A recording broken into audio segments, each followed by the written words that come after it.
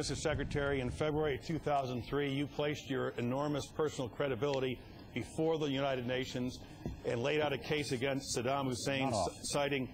No, they can't use it or editing it. He's still asking me questions. Yeah. Jim, I'm sorry, I lost you. I'm right here, Mr. Secretary. I would hope they would put you back on camera. I don't know who did that. We really... I think that was one of your staff, Mr. Secretary. I don't think that's appropriate.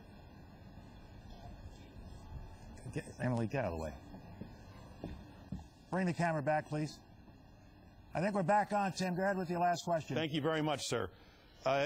In February of 2003, you put your enormous personal reputation on the line before the United Nations and said that you had solid sources for the case against Saddam Hussein. It now appears that an agent called Curveball had misled the CIA by suggesting that Saddam had trucks and trains that were delivering biological chemical weapons. How concerned are you that some of the information you shared with the world is now inaccurate and discredited? I'm very concerned.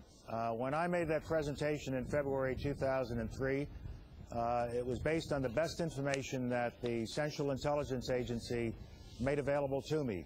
We studied it carefully. We looked at the sourcing. In the case of the mobile trucks and trains, there was multiple sourcing for that. Unfortunately, that multiple sourcing over time has turned out to be not accurate. And so I'm deeply disappointed. But I'm also comfortable that at the time that I made the presentation, it reflected the collective judgment, the sound judgment of the intelligence community. But it turned out that the sourcing was inaccurate and wrong, and in some cases deliberately misleading. And for that, I'm disappointed and I regret it.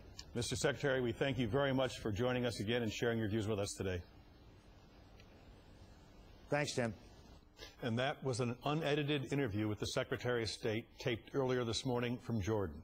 We appreciate Secretary Powell's willingness to overrule his press aide's attempt to abruptly cut off our discussion as I began to ask my final question. Coming next.